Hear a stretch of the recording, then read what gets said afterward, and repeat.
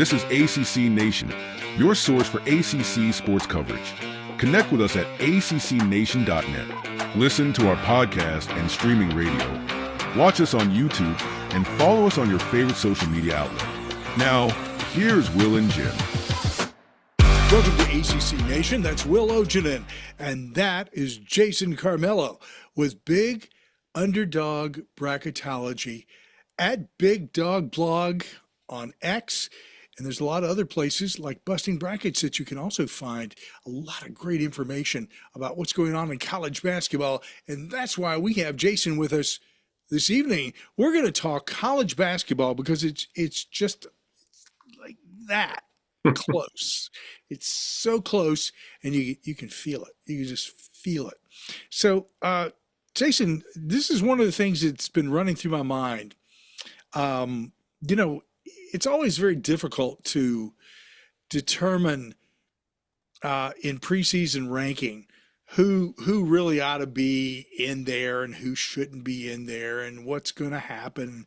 And so this past year in football, we found out that NIL and transfer portal, the impact of those two upon rankings and where teams really should be or not, it was huge and remains huge. There's a great degree of parity. Is the same thing going to be the case in college basketball? I asked that question because I keep looking at the preseason top 25s put out by some very reputable folks. And I'm sitting there shaking my head. It's like, where did you get that from? What are your thoughts? It's good to be with you guys again. Yeah, it's so prevalent, right, in the football realm. I think a really good example in the football realm is Texas Tech, right? We've seen, the Red Raiders in football basically, take advantage of the system, right? They went out and bought seniors across the board to win the Big 12 and get into the college football playoff. And you've seen the success that Joey McGuire and team have had there too. You see it across the board in basketball as well. So, one example is at the Big East Media Day recently, coaches are openly talking about the uphill battle that Seton Hall has versus everybody else in the league. Seton Hall has probably an NIL budget. You kind of in some research of about $1.5 million. We got players on other teams in the Big East, players making what the team makes. Yeah. So it's almost like you're dealing with the Tampa Bay Rays and the New York Yankees. We're dealing with those types of differences. Yeah. Can you overcome it? Yes, but your margins are thin. We've seen over the last couple of years, Holloway's a fantastic coach for Seton Hall, but they just don't have the depth, right? So when you get a player or two nicked up in the middle of the Big East season, that's where you see a lot of these teams really decline. So it absolutely is a really big factor. Even if you just kind of zoom out and think about it, Oklahoma State, pre-NIL, right?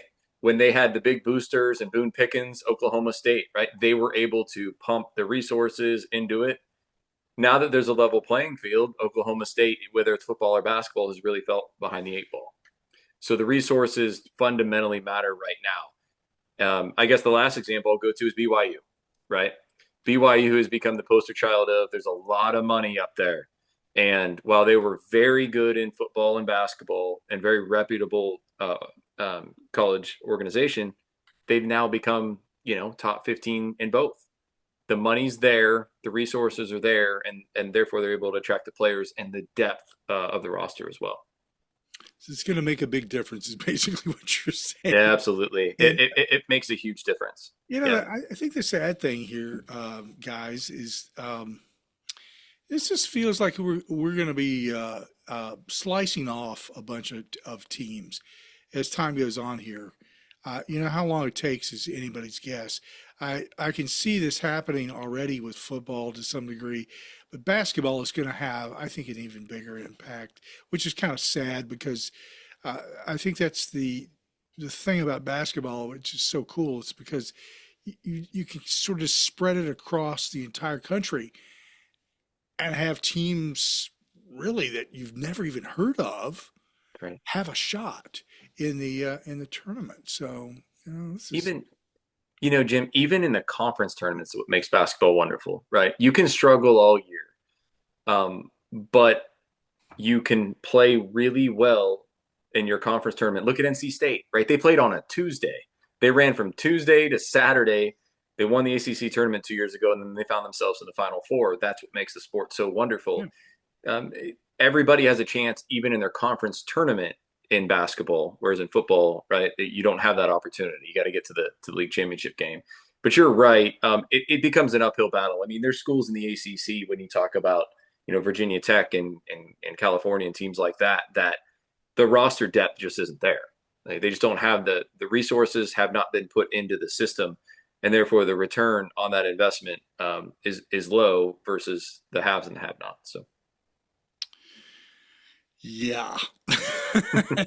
It's just, you know, I think that everybody is just is it's upsetting a lot of people, and of course we have all this stuff with betting going on, which is become a problem. But it's maybe a discussion for a different time, or not. Maybe we'll get into that as we go. Will, I know that you've got a ton of questions that because you're just itching for basketball.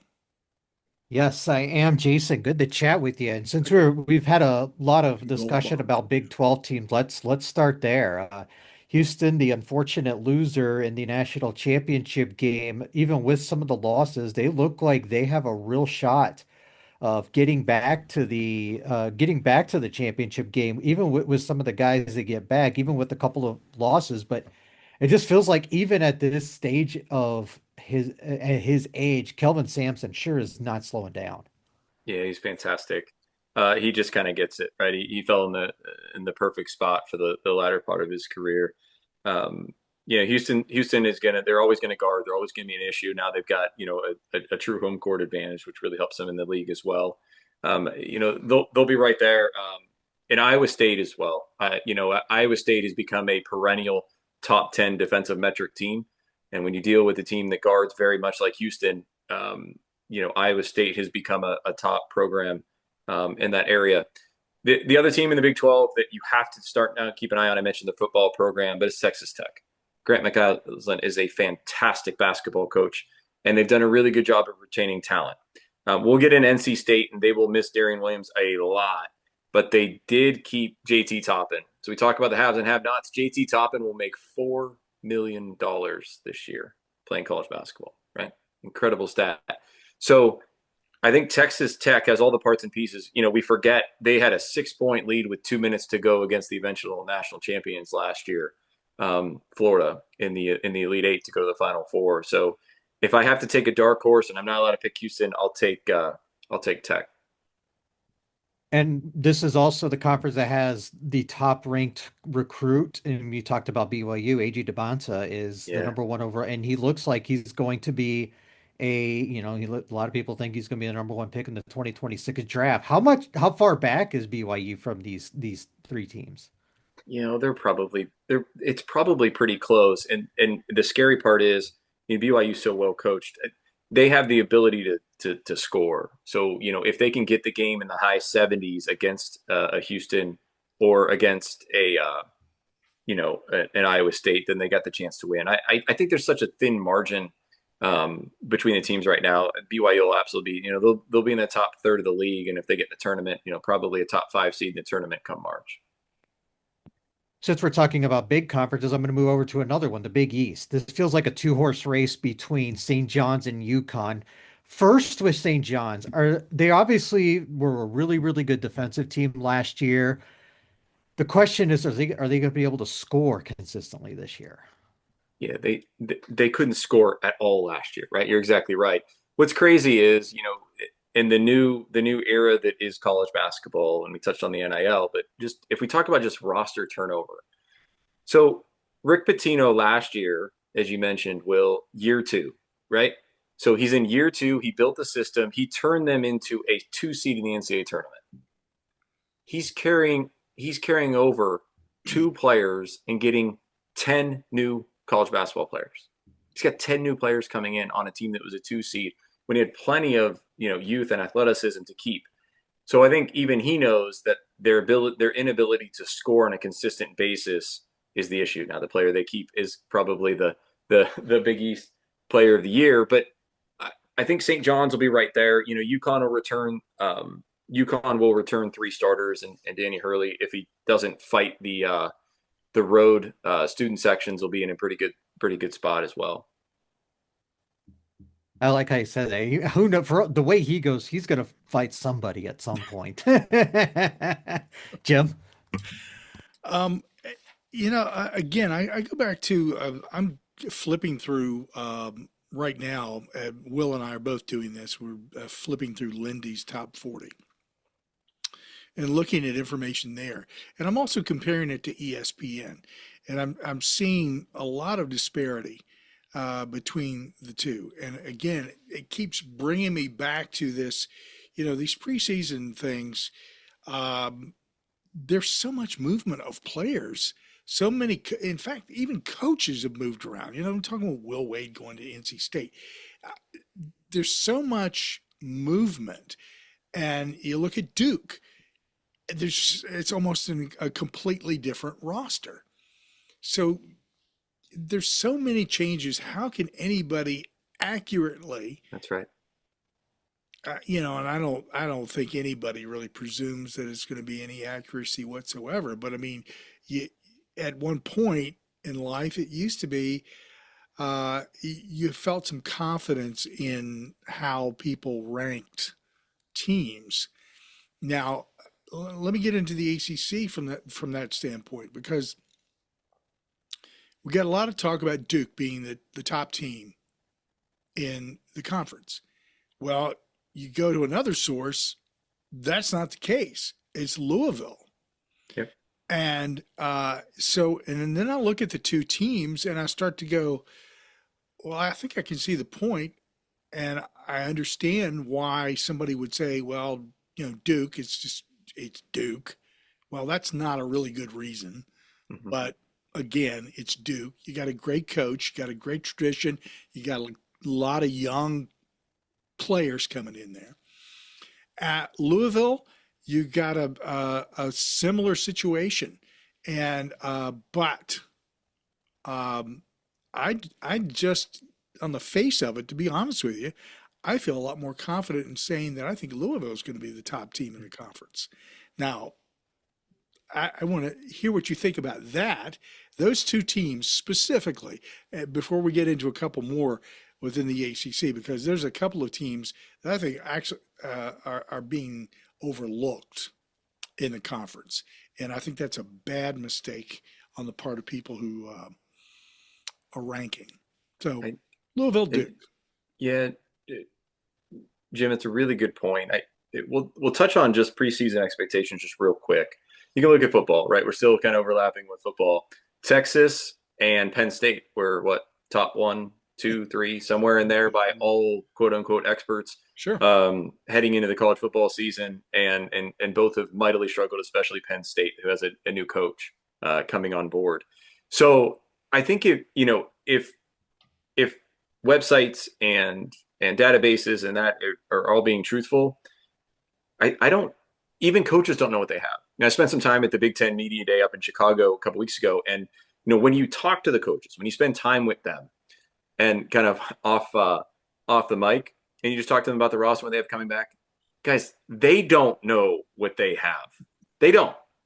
They don't know. So if Tom Izzo isn't quite sure what his record's going to be, right, and how many league games they're going to be win, and Dana Altman isn't quite sure, then how in the world, Mick Cronin, for example, when you talk to Mick, he's pacing up and down every night because he's not quite sure. If they don't know, then I don't think any magazine's going to know yet either.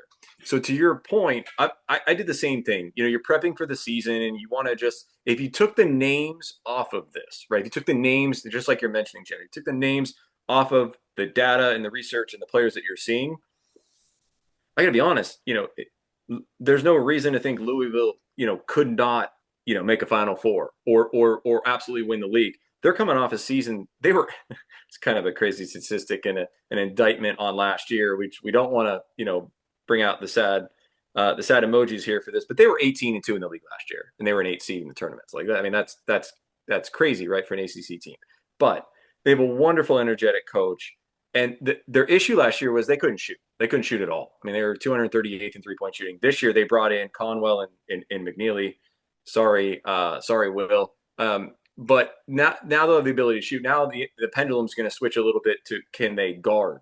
But if you look at it from a college basketball roster composition standpoint, if you took the names off of it, you would absolutely take Louisville's roster over Duke. Absolutely. So then at that point, is home court advantage going to be that much and take it into play? Duke's going to have to be patient at times, just like last year, but even a little more because they don't have Cooper Flagg, right? But between the Boozer, brothers and even Caleb Foster learning to take on more responsibility in the point guard spot, it's going to take Duke a little bit of time. When you look at rosters, you look at ACC teams, Duke probably has the ability to, which is kind of crazy. They might have the most growth potential from, early November to March of any team in the league. So Blue Devil fans just need a little bit of patience because they're going to be kind of young at some really important skill positions. So up next on that would, for me, would be North Carolina. I think that everyone has looked at I'm not going to call it failing, I'll call it flailing of Hubert and as a coach. When you have, I think, a pretty decent roster and you're still not coming through, I think there's an issue there. Now, I think that's going to play out this year. We're going to find out whether or not the man is got a contract at the end of the season. I think it's just as simple as that. But here again, we have people putting them in the top 25, though not very high. So that's a reflection. And then other people who are putting them pretty far down outside of the top 25, which may be a more accurate reflection of what potentially could be there. But again, we don't know. Yeah, I mean, to your point, Jim, they're returning one of their top 9 scorers last year. So how in the world can you evaluate that? Right? I mean, you don't know how the puzzle pieces are going to fit together. Yeah. In the consistent methodology of building a roster, like how do you evaluate a team? You just have to wait. In some ways, you just have to wait. If we look at, Hubert Davis, the first year they got in the tournament as an 8 seed, obviously made the national, made a really nice run to the national title game. Then they were the preseason, back in 23, the preseason number 1 in the country. And, they didn't want to go to the NIT, right? They didn't make the tournament. Then a Sweet 16 run, which was a nice run there. And then last year, they were outclassed by Ole Miss, right? Chris Beard. And they were outclassed by an Ole Miss team, which if you would have said that 10 years ago, you would have thought that was crazy. But that's where we are. You're talking about kind of roster composition. So, Seth Trimble's back, but other than that, it's all new, right? So they've had to rebuild. They weren't big enough. They weren't physical enough last year, which is a unique thing. Usually Carolina, that, they've got some nice guards and then they have some physicality inside as well. They just didn't have that. They weren't big enough. They've gone to the portal. I really like Kylan Evans. He was a really nice player. Hit some big shots for Colorado State last year. And a lot of people on the East Coast go to bed, but if you stay up and watch Mountain West games, especially the way it's constructed over the last few years, some really good guards. Donovan Dent Evans was very good as well. So I think he's going to be helpful. Jim, you talk about roster construction. I do want to touch on this. If you look at the top 10 teams over the last 3 years, the top 10 teams have a consistency or a roster retention rate of about 57%. So round it to 60%. The high major teams that don't make the NCAA tournament are about 39%. Now, you don't have a ton of kids on your roster, but 60%, and that's by round, 60% versus 40% make a huge, huge difference, right? And that's why you've seen success over the last few years in a Marquette, in a Purdue, those teams that just keep their roster. If you could build a blueprint that what the metrics say, now we're getting a little bit of data in the NIL world. If you could build the ideal roster, you'd keep 60% of your roster.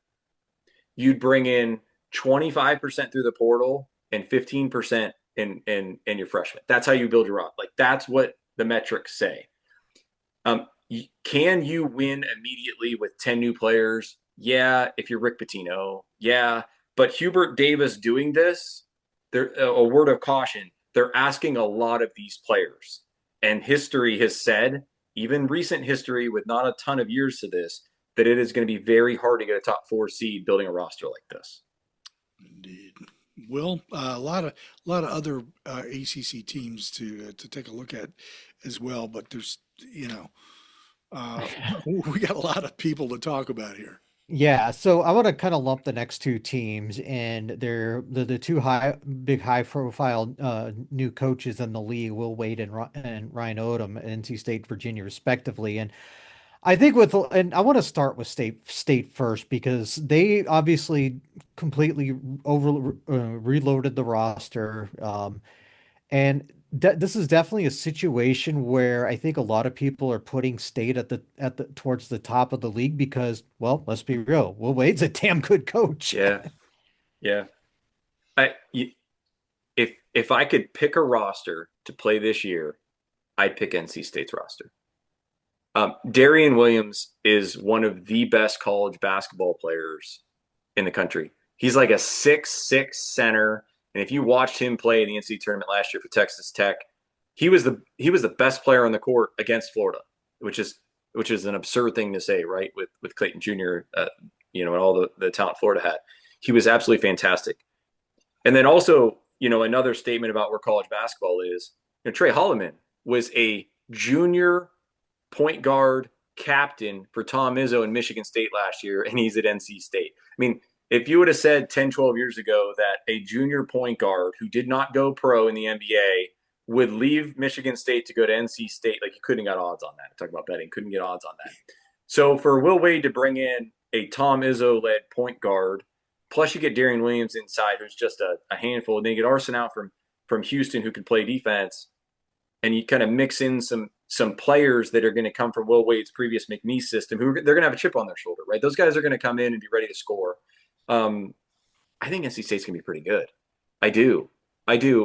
There'll be some learning curve kind of early on as you put the pieces together, but that's going to be the case for a lot of people. But listen, when Darian Williams and Holloman are playing against, Boozer and Boozer against Duke, and that thing's in Raleigh, that's going to be a tough go for Duke, right? That is not going to be an easy go. I can't underestimate. Like, I really like Darian Williams. If he stays healthy, he's a absolute first team all league player, and he's going to be a lot of fun to watch.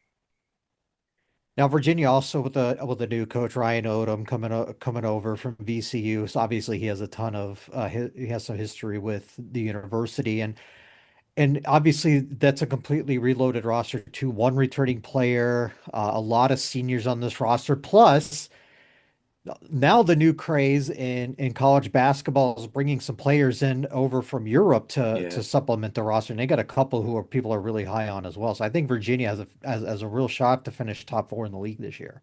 Yeah. A lot of people are liking their roster construction. Odom's a fantastic coach, right? We talked about, who the coaches might be last year when the opening came up, and he was absolutely on the list. They have, Hall is a BYU transfer. He'll be a nice player. Like Malik Thomas led the West Coast Conference in scoring last year, right? So he's a pretty darn good player at San Francisco. San Francisco had a nice team. Will, I'll kind of ask you. I mean, what's the vibe there? I mean, they have some nice pieces. Odom has said that they want to play fast, right? This is going to be totally different than the Virginia Pace teams of recent years.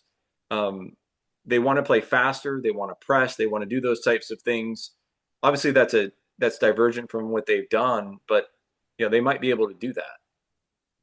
Yeah, so I think a lot of people are actually excited for the change offensively. Yeah, Like we have to be real when the Tony Bennett offense was on, obviously the years the pre-COVID years when they won the national championship, some 25 minutes up the road from me.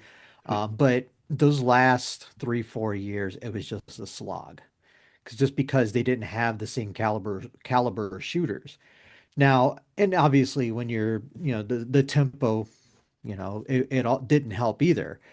I think a lot of people are excited for a more of a run and gun type yeah, offense, invested in more of a different kind of shooting. So yeah, I think there's definitely a lot of optimism, and I think and as we talked about the addition of the two Euro players and all the veteran experience that you're bringing up, the kid from San Francisco, I think this is a really well put roster, and like I said, I think they can finish top four in the league. The question's going to be, how many bids, right? We'll have lots of months, and I'll join you guys several times between now and then. But the honest assessment of the ACC is they've been ranked recently about the fifth ranked conference in the country. If you look at all the metrics, Ken Palm and such, and even ranked fifth, they were close. They were much closer to the Mountain West, who was sixth, than the Big East, that was fourth, right? So they were a distant fifth in terms of conference. Last year, and I know it's one game, and I know it's matchups and all those things, but they were 2-14 in the ACC SEC Challenge last year, so you can't avoid that. And just even the coaching turnover that they've had there has been astronomical. If you look at the end of the year last year, they only had three coaches left from the 2019-2020 season. Listen, I know it's 5 years, but look around the Big Ten. Those guys have been there a long, long time. So, and that includes Brad Burnell, which somehow has made it through, right? Which you couldn't have got odds on years ago. Burnell, Capel, and somehow Young's made it through as well. So there hasn't been a consistency with the coaching staffs. There's been a lot of turnover there, and everybody wants to win now, and you've felt that, through the last few years. We talk about bids. How many can they get, right? Are they going to get back to that 7-8 realm, that they kind of used to live within? We talk about last year, the SEC had 14 bids, guys, 14 bids in the Southeastern Athletic. Whoa. So there's no way the SEC can do that again, right? We think, right? Probably. We don't know, right? So I guess what I'm saying is this: when you look around at the construction of the tournament, there is no plausible reason the ACC can't get back to the 5-6 teams to get in, right? They've got to start putting the fence back up and at least getting 6 teams or so in the tournament. I think it's possible this year. We'll probably talk about a few of these teams in a minute. I think it's possible this year with some of the other teams. Yeah, and that's kind of where I'm kind of concerned, because I know I like the top four, 4 or 5 teams. Like as Jim mentioned, I'm skeptical of North Carolina just because I just don't know what Hubert Davis is as a coach. But you have this next group of teams like SMU. I think people are high on Notre Dame this year. Yeah. People are lumping Syracuse in, but I just haven't seen anything from Red Autry that makes me think he could be a good coach. Miami looks to be vastly improved with the new coach there. So who else do you see as potential tournament contenders? Yeah, you name those. Let's touch on Notre Dame real quick. Marcus, Burton is a fantastic college basketball player. If he would have entered the portal, he would have been a top 10 portal guy. He was the kind of guy that he could have started at Kansas, right? He could have started at Duke. Him and Shrewsbury's son, they're entering year 3 of that era, and those guys are entering, the third part of their career. And so there's major pressure at Notre Dame to finally start winning. They've got guards, but do they have enough bigs? You look at the roster, you just don't know. But the physicality inside is a question mark, and can they answer the bell there? Yeah, Miami with Lucas, the new coach there, Larinaga did a fantastic job there. If you win that many games and you have that many good players at Miami, good on you. He got kind of tired of it at the end, right? Just like a lot of these coaches recently got tired of the NAL and all that.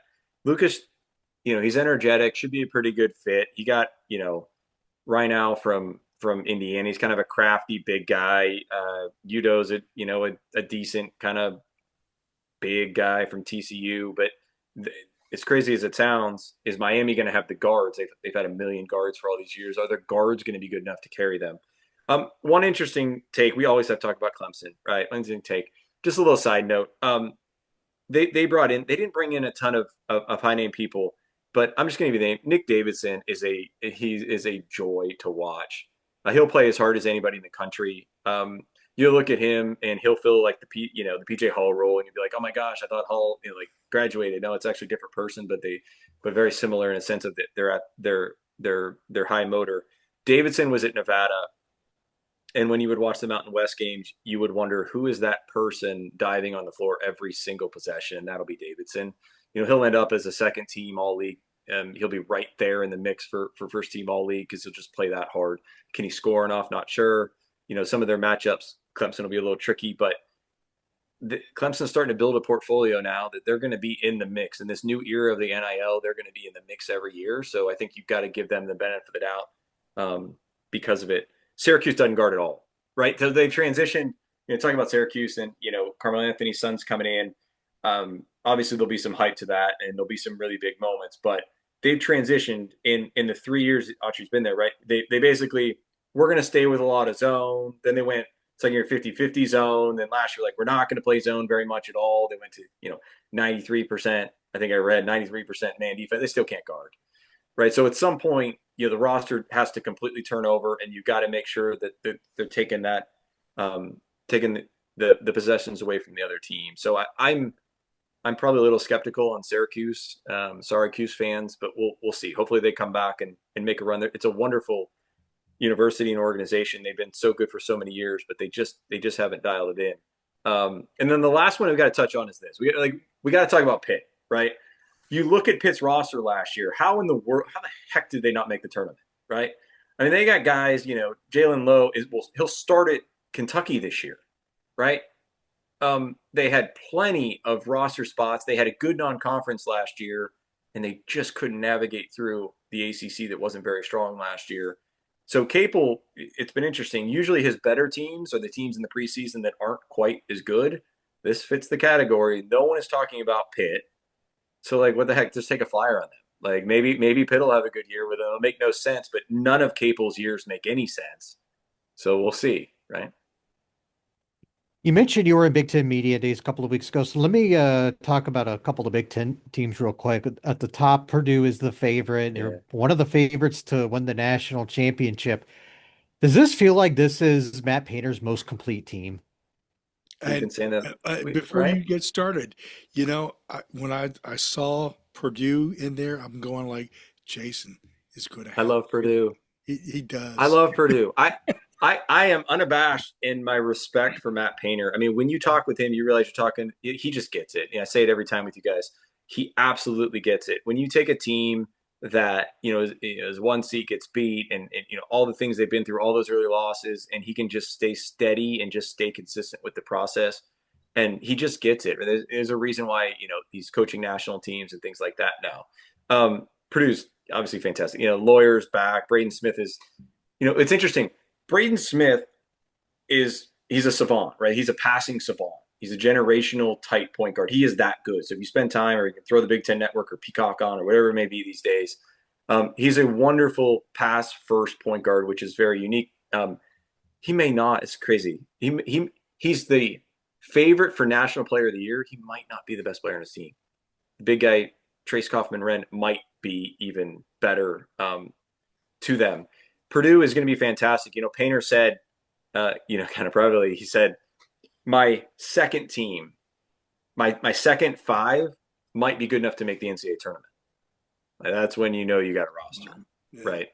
So obviously Purdue is going to be in the mix. Brad Underwood has gone like the realm of, I'm going to keep Bosley and or Boswell and the 1989 Yugoslavian national team, right? That's kind of the running joke of so many European players, and kind of leaning into that and taking players that have been groomed to play basketball and using the resources, to find players from overseas and in Europe.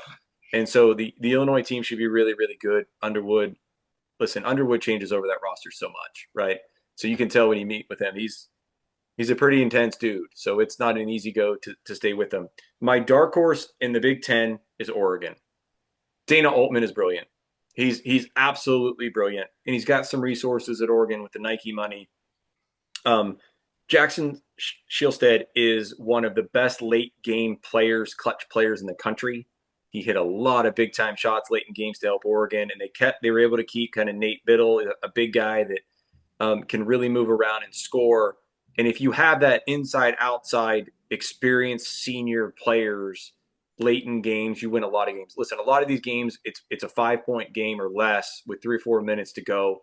Can your big players step up? They did that last year. I think they'll do it again. I think Oregon's got a really good shot to be right there in the mix of the league, kind of for the non, even hang with Purdue for a while. I think they've got a really good roster. Jim? So I don't want to, squeeze all the juice out of the orange here, but let's, I don't want to overlook the SEC. We've made some nice comments about the SEC, but let's talk real quickly about the top 4 teams.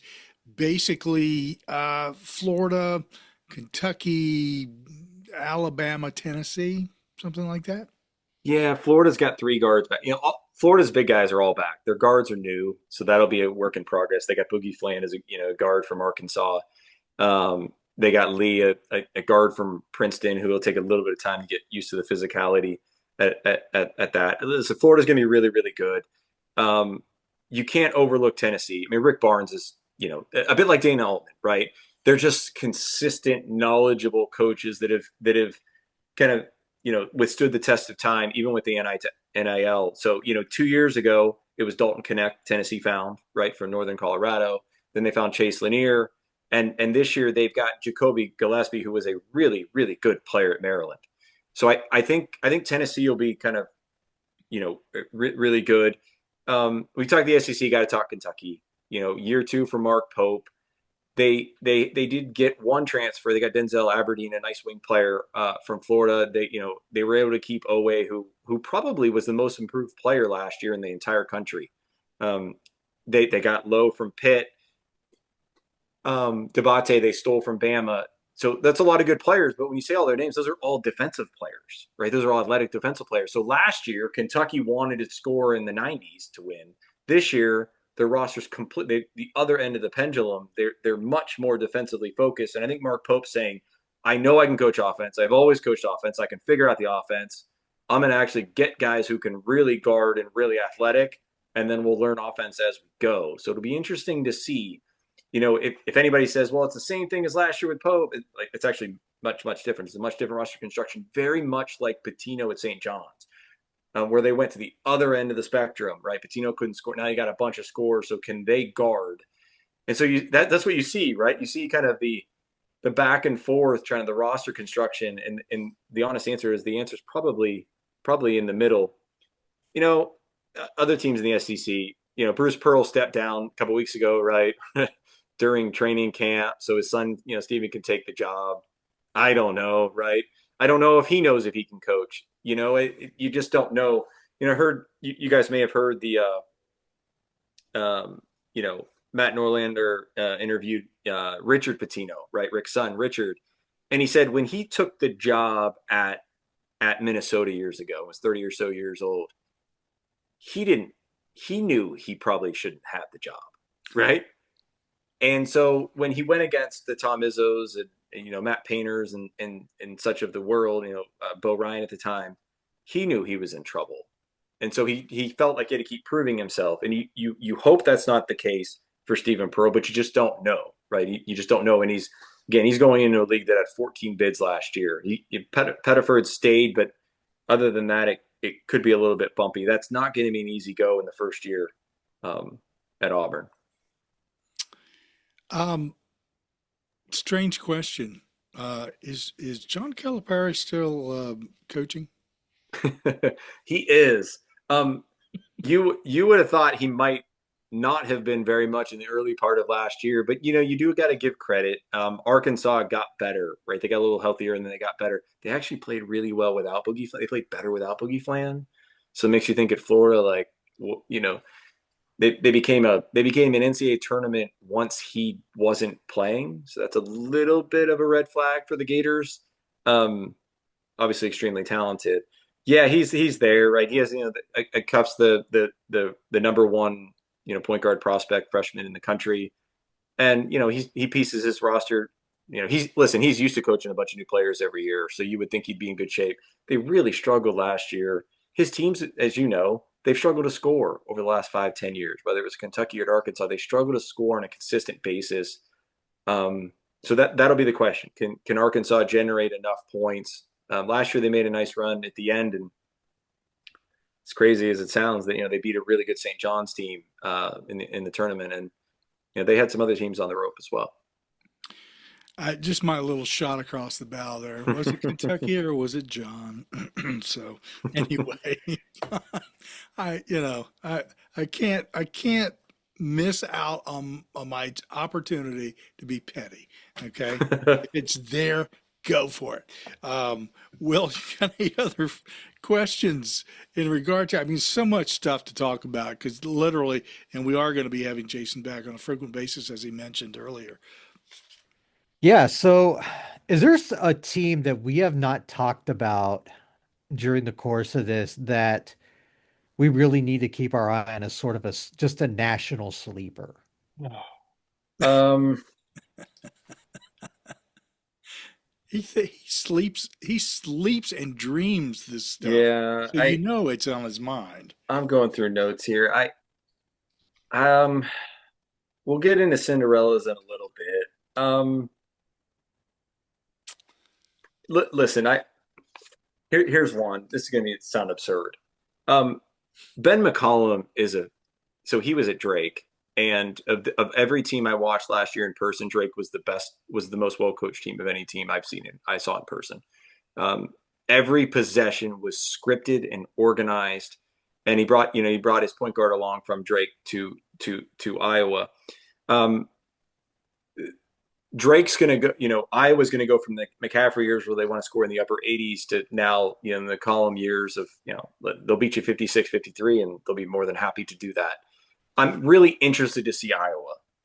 Can the fan base kind of generate? I know it's kind of a boring read on ACC podcast, but Iowa is an intriguing thing, and so a team, and so is DeVries, who spent some years in the Missouri Valley as well, right, at Drake, and then he went to West Virginia for a year, and then him and his son have come back to Indiana. I think those two teams in Big Ten country are really, really intriguing.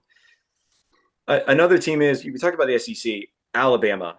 So Nate Oates has a strategy of this. Like, you take a three or you take a layup, right? We've talked about that in the past. You don't take mid-range jump shots. He was a math teacher. And so you get 2 points for longer shots. Like, why would you take a mid-range shot? So, LeBaron Philon, he's going to have the Mark Sears kind of volume capability, right? And so he's going to end up being one of the best players in the SEC. They don't have nearly the roster, Alabama, that they've had over the last few years, but they're so darn well coached that Alabama will end up being pretty good, even though when you look at the roster, they maybe they shouldn't be.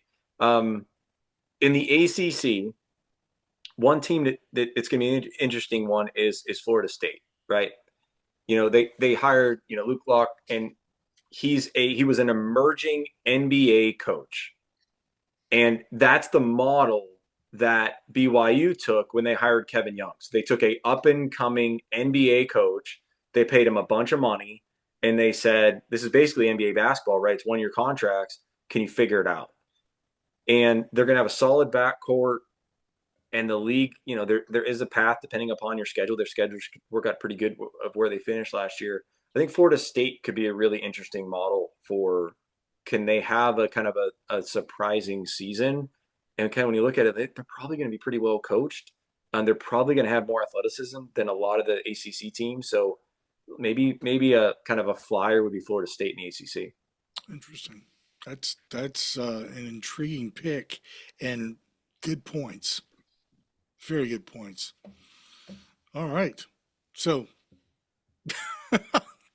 man, I Right? think we've covered just about everything. I would just tell people, I want to remind you that Jason is doing some writing with Busting Brackets. It's a Yep. good group of folks, and you want to check them out at Busting Brackets on X. And of course, you want to check out Jason on X at Big Underdog Blogs, or blog, sorry. And I always want to put an S on everything. Big Underdog Bracketology. We're going to be talking a lot about brackets as the season progresses.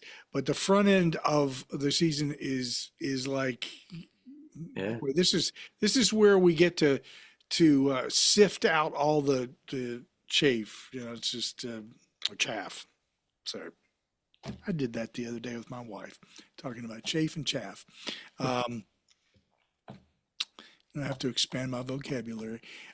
Anyway, great stuff, Jason. Thank you for coming in and talking with us and giving us a perspective on what's to come.